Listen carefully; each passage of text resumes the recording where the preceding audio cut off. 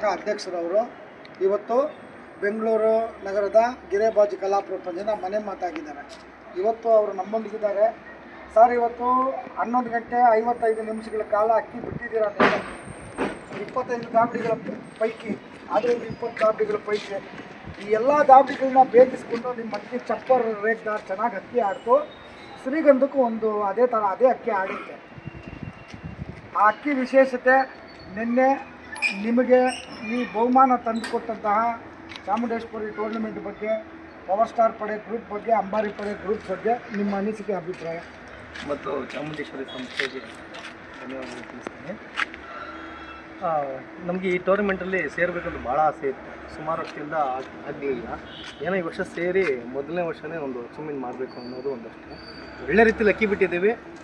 Weather ಸಾಥ್ ಕೊಟ್ಟಿದೆ. ಅದಕ್ಕೆ ಏನು ಹುಡುಗರೆಲ್ಲ ಸಪೋರ್ಟ್ ಮಾಡಿದ್ದಾರೆ. ಒಬ್ಬರಿಂದ ಏನಾಗೋದಿಲ್ಲ, ಎಲ್ಲ ಹುಡುಗರು ಸೇರಿ ಇದೊಂದು ಟೀಮ್ ವರ್ಕ್ ಆಗಿ ಮಾಡಿದ್ದೀವಿ.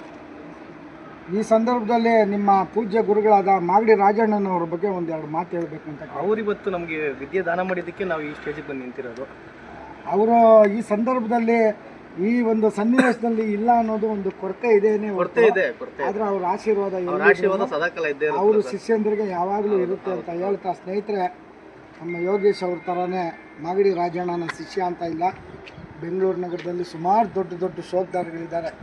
ಅವರ ಗುರುತ್ವನ ಪಡ್ಕೊಂಡು, ಅವರ ಅಪೇಕ್ಷೆನ ಪಡ್ಕೊಂಡು, ಅಕ್ಕಿನ ಮುತ್ತರ್ಜಿ ಮಾಡಿಕೊಂಡು, ಯಾರು ಆಕಾಶಕ್ಕೆ ಬಿಟ್ಕೊಂಡು ಪ್ರಶಸ್ತಿಗಳ ಸರಮಾಲೆ ತನ್ನ ದಾವಡಿ ಮುಡಿಗೆ ಎತ್ಕೊಳ್ತಾ ಇರ್ತಾರೋ ಆವಾಗ ಗುರುತ್ವಕ್ಕೆ ಒಂದು ಬೆಲೆ ಸಿಗುತ್ತೆ ಅಂತ ನಮ್ಮ ಯೋಗಿಯವರ ಅವರ ಸ್ನೇಹ ಬಳಗ ದೊಡ್ಡದು.